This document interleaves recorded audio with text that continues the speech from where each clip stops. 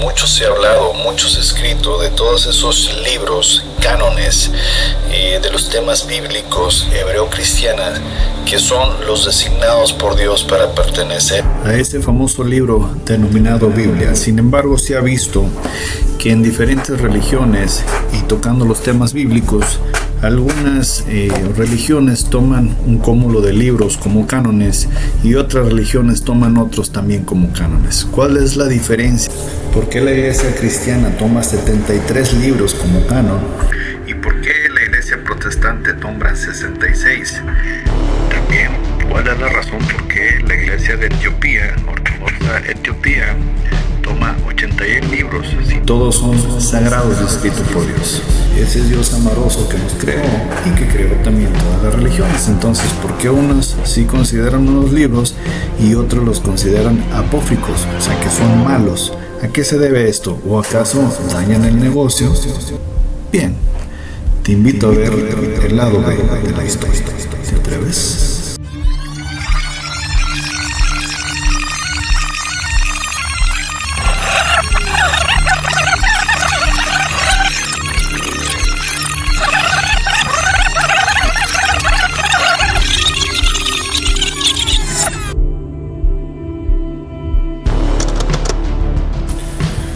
Bienvenidos al lado B del todo.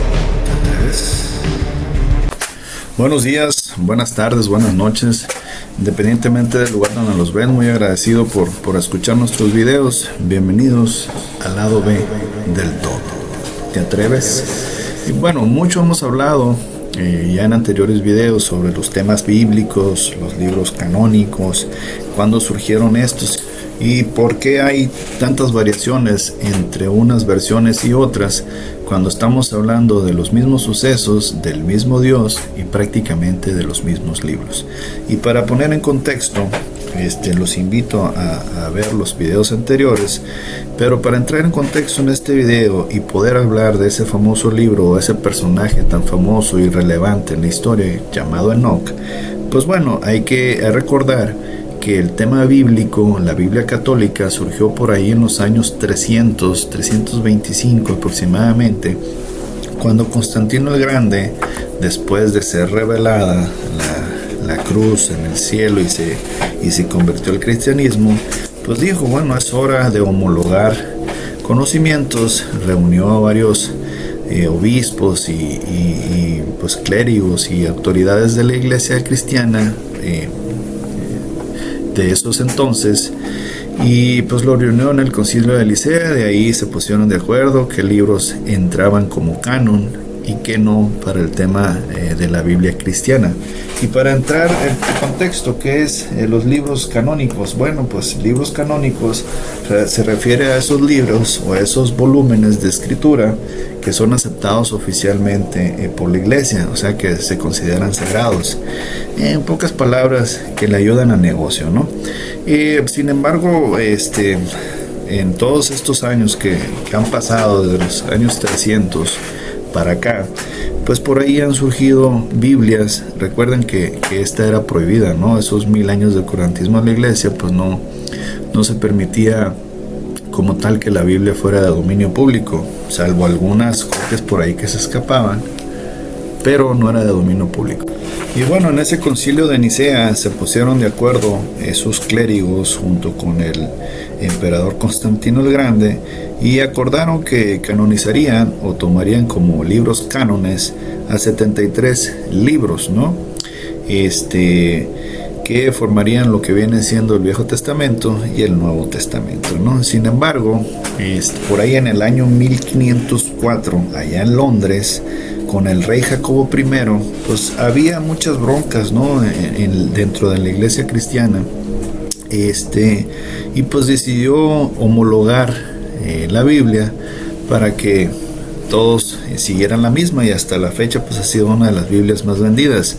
Y en esa Biblia, el concilio que hicieron para formalizar esa Biblia y que fuera un estándar en inglés, su primera versión en inglés, pues se consideraron como cánones solo 66 libros.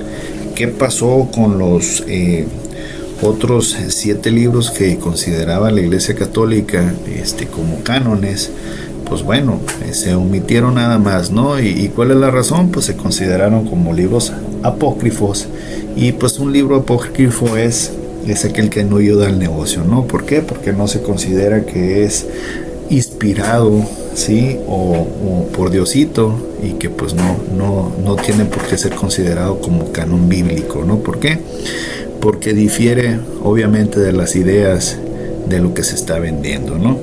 Y pues bueno, aquí la duda surge: ¿por qué unos incluyen y por qué otros no? Me refiero a los libros, ¿no? Y en base a qué los consideran canónicos, ¿no? Dicen, no, es que canónico es porque Dios lo escribió. Bueno, ya me imagino ahí a Diosito Yahvé con una pluma escribiendo los famosos libros, ¿no? Aparte, si Él es el Dios todopoderoso y creador, pues ¿para qué los escribe? Él nomás con que piense,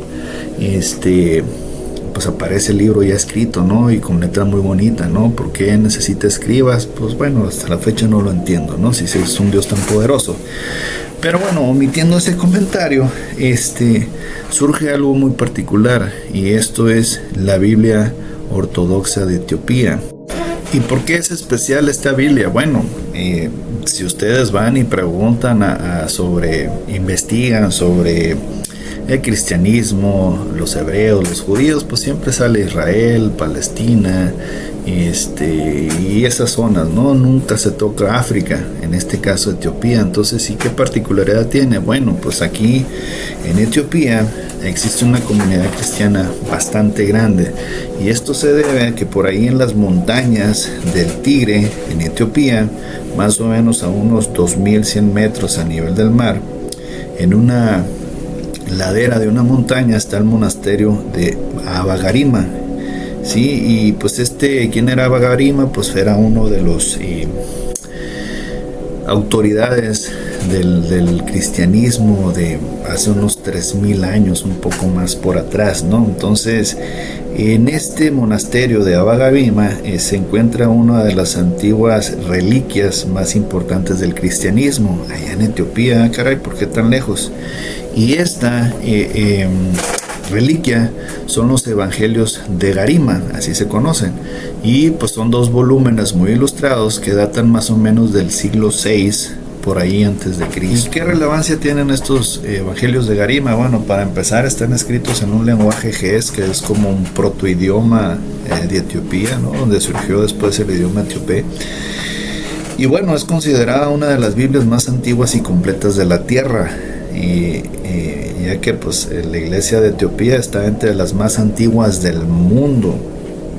Ojo, ese dato no es muy conocido, ¿no? Pero es una de las más grandes. Y en particular esta Biblia o estos evangelios de Garima contienen 81 libros canónicos, caracoles. Ya vimos que la Biblia cristiana tiene 73, la protestante hecha por el rey Jacobo I tiene 66, y bueno, esta versión etíope, que es mucho más vieja, pues tiene 81. Ah, caray, entonces ¿qué está pasando por ahí? ¿Por qué tantos libros canónicos para unas y por qué para otras no? Y bueno, la conexión empieza de la siguiente manera. Por ahí unos 3000 años atrás, en el siglo X antes de Cristo, cuando andaba por ahí el rey Salomón, imagino que han escuchado hablar de él. Pues bueno, el rey Salomón, recuérdense, la persona más sabia del mundo, ya veremos qué tan sabia era, ¿no? Pues recibió la visita de la reina Maquena. ¿Y quién era la reina Maquena de Etiopía? Pues era la famosa reina Saba, ¿no? Que se ambienta ahí en la Biblia, ¿no? Entonces la visitó la reina de Saba, que era Maquena de Etiopía, y pues ahí tuvieron sus que veres, ¿no? Sus amoríos, y tuvieron un hijo, ¿vale? Al crecer este hijo, pues quiso conocer a su padre Salomón, y pues bendecido por su madre, la reina de Saba, pues se fue allá al templo de Salomón. Acuérdense que fue uno de los constructores de los templos, ¿no? De Salomón.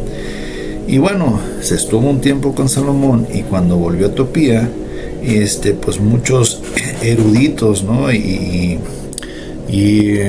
¿cómo les podría decir? Autoridades importantes hebreas, pues se fueron junto con él, ¿no? Y pues bueno, es por esa razón la conexión de Etiopía con el cristianismo o con estos textos hebreos, ¿no? Para terminar con este tema de la Biblia de Etiopía, que es tan importante e histórica, aparte de una de las más viejas que existen, pues vemos que esta Biblia ortodoxa usada en Etiopía pues difiere mucho de lo que son las Biblias más conocidas, ¿no? Más vendidas, que en este caso son la cristiana y la protestante.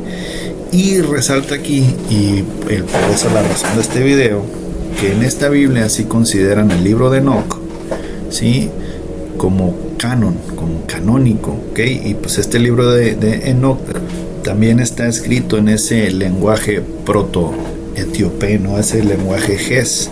Entonces, bueno, de ahí la relevancia y el por qué este video. Pero ¿por qué es tan polémico este libro de Enoch? Bueno, de entrada hay que puntualizar quién fue Enoch. Si se acuerdan históricamente, cuando se crearon los primeros humanos, cuando nacieron los primeros humanos, y que después de que Caín mató a su hermano Abel, y pues Caín fue desterrado posteriormente del paraíso, y que llegó a la tierra de Nob, y ahí se casó con su esposa.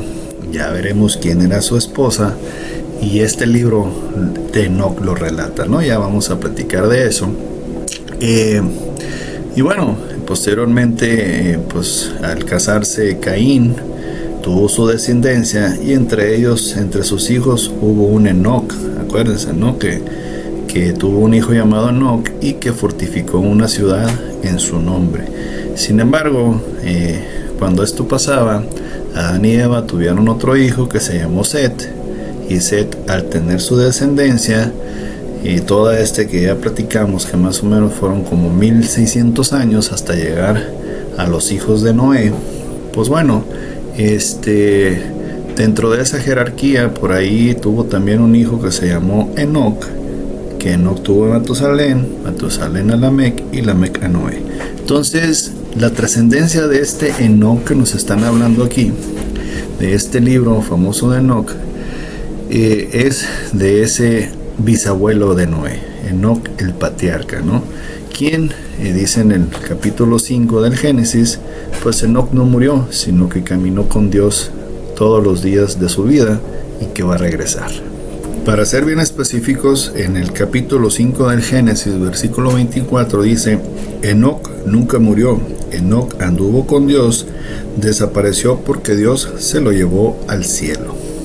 Y si lo ponemos en contexto, en palabras modernas, pues Enoch sería el primer registro de una persona humana raptada por los extraterrestres, ¿no? Sería la primera adopción documentada que podamos tener, y eso fue porque pues Enoch se lo llevó Diosito para allá, para arriba a los cielos, ¿no?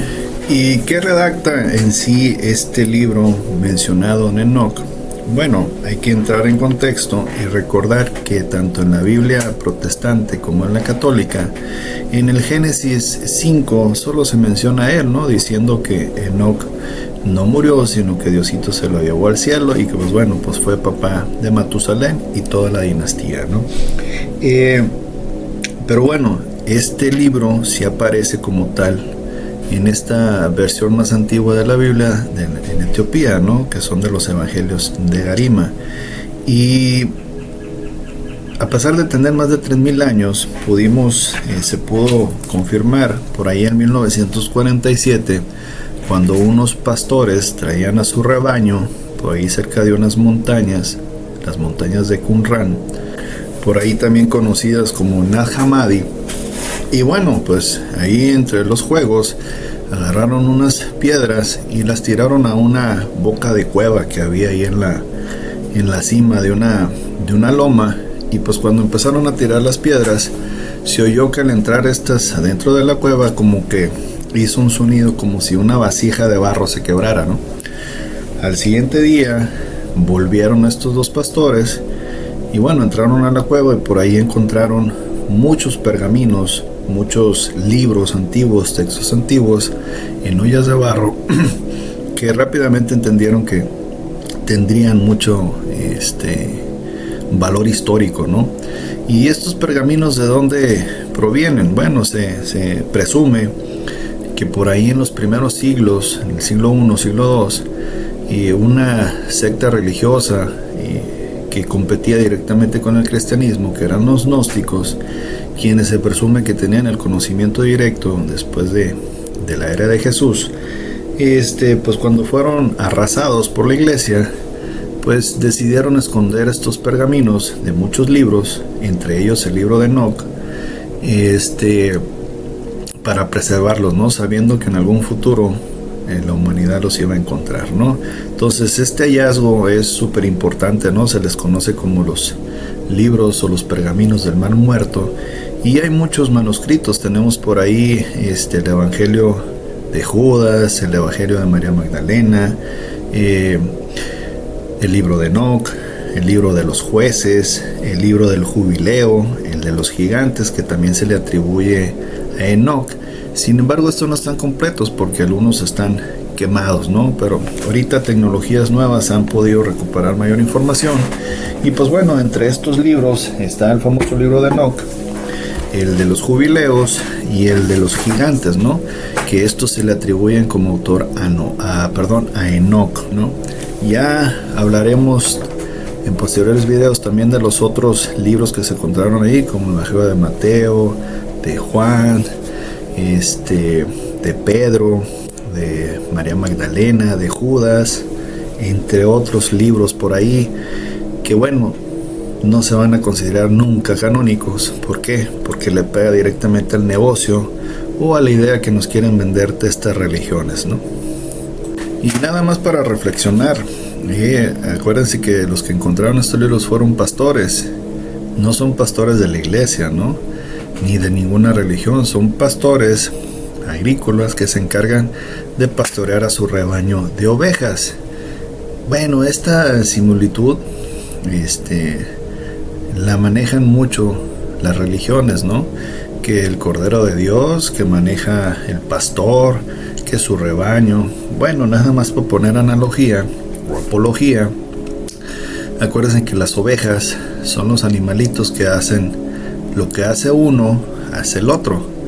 Y la oveja que se rebela se le considera la oveja negra. ¿Por qué? Porque estos animalitos son muy dóciles, no repelen, siempre siguen a su líder, que en este caso es el pastor. Y bueno, pues ahí lo dejo para pensar, ¿no? ¿Por qué las iglesias nos manejan a todos nosotros como su rebaño, ¿sí? Y ellos son los pastores. Bueno, es algo para pensar, ¿no? Yo por eso he decidido ser oveja negra, ¿no?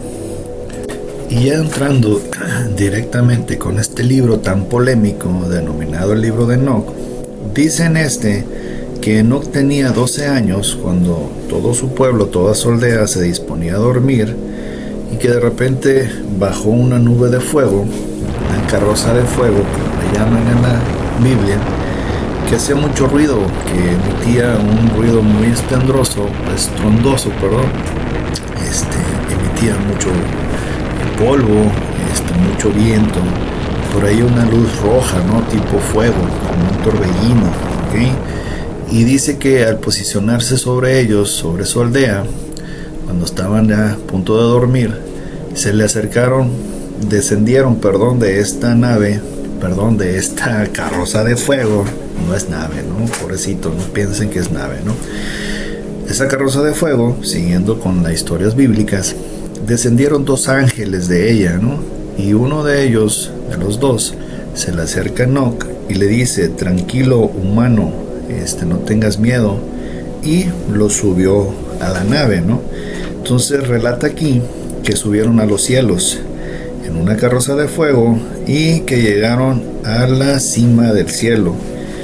Y bueno, aquí Enoc en su libro nos empieza a describir en primera persona lo que vio, obviamente con sus propias palabras, con textos que existían hace esos 3000 o poco más de años, ¿no?, en que se escribió este libro.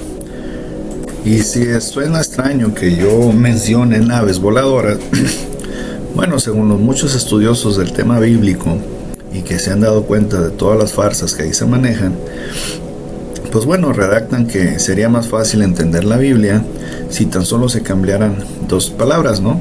La primera sería ángel por extraterrestres y carrozas de fuego por ovnis o naves voladoras, ¿no? ¿Y por qué se basan en esto? Pues bueno, por la evidencia que genera ahí mismo en la Biblia y en los otros libros sobre esas famosas carrozas voladoras y sobre esos ángeles, ¿no? Que simplemente eran de carne y hueso, así como nosotros, ¿no? No eran seres angelicales como nos los quieren manejar. Y siguiendo con el relato de Enoch, ya en posterior videos vamos a detallar bien su libro, pero aquí vamos a hablar un resumen, ¿no? Una vez que a los 12 años bajaron estos carrozas de fuego con los 2 ángeles y se llevaron a Enoch, bueno, Enoch describe con sus propias palabras que una vez que llegan al cielo, llegaron una nave. Bueno, él dice, llegamos a la ciudad donde vive Diosito Yahvé, ¿no? El creador. Y dice que había muchas casas de cristal, o sea, que todo era de cristal, ¿sí? Y vio cómo el planeta Tierra yacía debajo de ellos, ¿no? Vio cómo, dice él, que los mares se empezaron a hacer más grandes y se juntaron, o sea, como lo va viendo desde arriba y ve cómo un mar se junta con otro, cómo va desapareciendo la tierra, más bien cómo se va alejando. Y bueno, redacta que cuando llegaron a esta a esta ciudad de Diosito Yahvé, cuando entraron, pues pudo ver que todo era de cristal, ¿ok?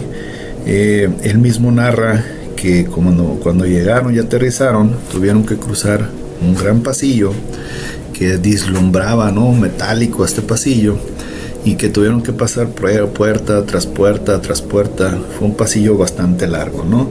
Y pues que había muchas habitaciones y todo brillaba como joyas, como el oro, ¿no? Había luces parpadeantes por ahí que eran superficies relucientes, así como del metal, sí, como el cristal, que había muchas luces por todos lados que parpadeaban en tenues rojos, verdes, azules, sí.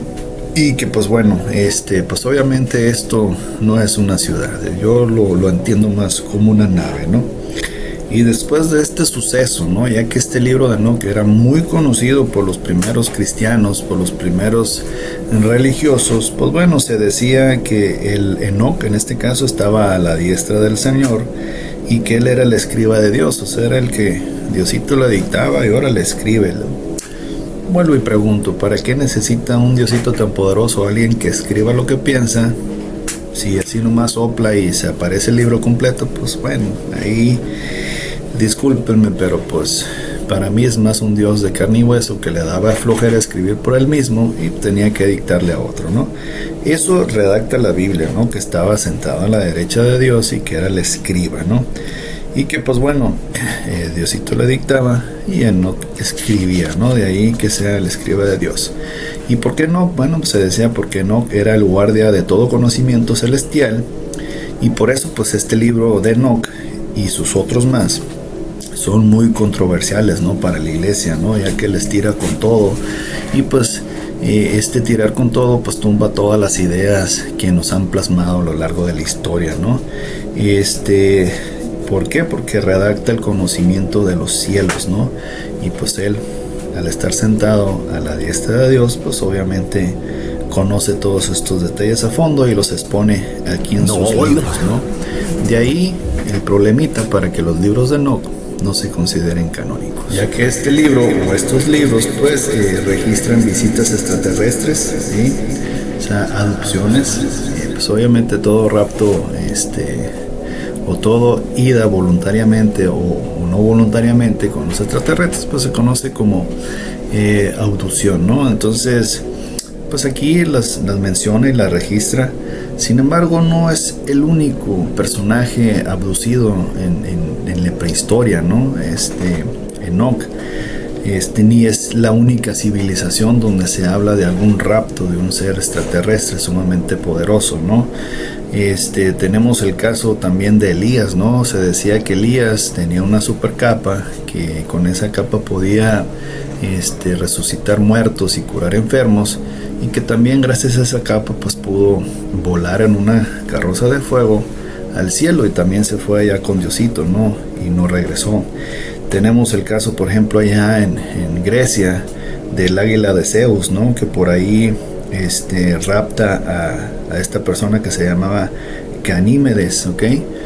Y pues bueno, aquí en corto en la Biblia pues también tenemos ahí el caso de Jonás, ¿no? Que tuvo bronquitas ahí en el mar, cayó a y pues que lo rescata un pez, ¿no? Se lo mete en la panza y lo salva tal y completo, ¿no?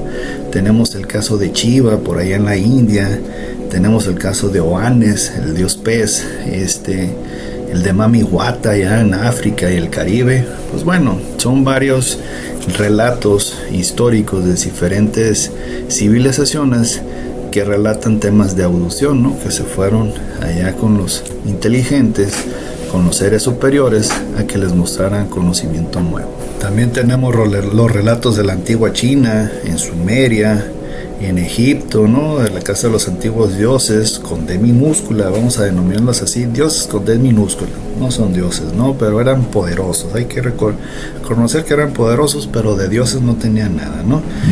Pues bueno, de aquí la controversia de este famoso libro de Enoch, ya que muestra a un Dios muy diferente, ¿sí? Y también muestra que los ángeles no eran de naturaleza divina, sino era de otra naturaleza, que los podías tocar, así como tipo carne y hueso, ¿no? Y que tenían presencia aquí.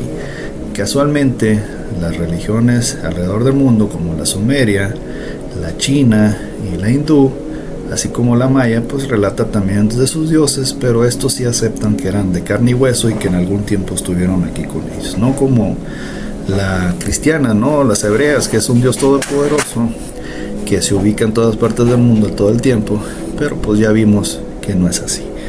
Y pues bueno, al final este libro también toca un tema muy importante, que son los guardianes, los famosos ángeles caídos. Y bueno, ¿por qué se denominan ángeles caídos? ¿Por qué se denominan guardianes o los vigilantes? Pues bueno, ya lo veremos en futuros videos.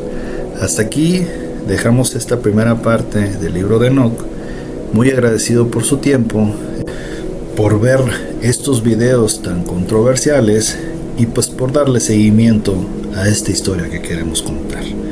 Recuerden que si les gustan este tipo de contenido, les gustan este tipo de videos, y si nos pueden apoyar con su suscripción, dándole like también y compartiéndolo con su gente querida, gente que crean que necesita de estos tipos de videos para despertar, pues bueno, más que agradecidos, nos vemos pronto en los siguientes videos.